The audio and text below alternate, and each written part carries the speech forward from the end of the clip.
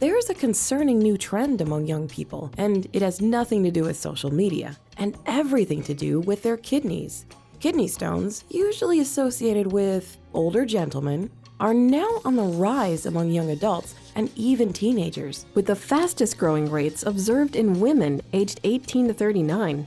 The good news is that kidney stones are generally not dangerous, but the bad news? They can be excruciatingly painful, often compared to the intensity of childbirth. Yikes. The problem starts when substances like calcium, oxalate, uric acid, and phosphorus build up in your kidneys, forming crystals that clump together into pebble-like deposits. These deposits can grow to become too big to easily pass through your urinary tract. When a stone gets stuck, it can cause symptoms like abdominal pain that radiates to the groin, pain in the back or sides, nausea, vomiting, blood in the urine, and fever.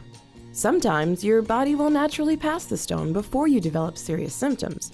But if it doesn't pass on its own, you'll need to go to the doctor. A doctor can specify a treatment tailored to the size, number of stones, and location. If they can collect a stone sample, they'll be able to see what the stone is made of, which will give them clues about what caused it to form, and how you can prevent similar stones from forming again. Obesity, diabetes, and high blood pressure increase the risk of stone formation, especially in women. Since these conditions are on the rise, the increase in kidney stones may be mirroring this trend. But there's one main culprit when it comes to kidney stones: dehydration. Kidney stones are much more likely to form when you aren't sufficiently hydrated. Less water means a higher concentration of stone-forming particles in the kidney, which makes them much more likely to clump together. Hydrating dilutes your urine and makes it less likely stones will form. But drinking enough water can be more challenging than it sounds.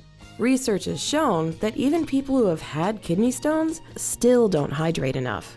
You'll need to work even harder to hydrate if you're physically active or live in a hot, dry climate.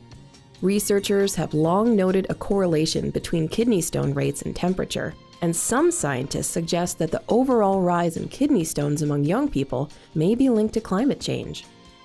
So, here are a few tips for staying hydrated. You can tell you're hydrating enough if your pee is light yellow to clear. If you know you're prone to kidney stones, aim for at least 100 ounces of fluids daily.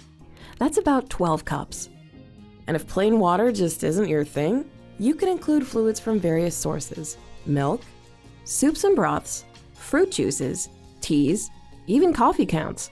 And if you like those flavored water packets, hey, no judgment here. Whatever helps you get closer to 100 ounces. Other helpful changes to prevent future stones include reducing your sodium intake to no more than 1 teaspoon of salt per day, increasing citric acid in your diet, found in citrus and other fruits, and focusing more on veggies over animal proteins. No matter your age, understanding kidney stones is important, and keeping hydrated is a key defense.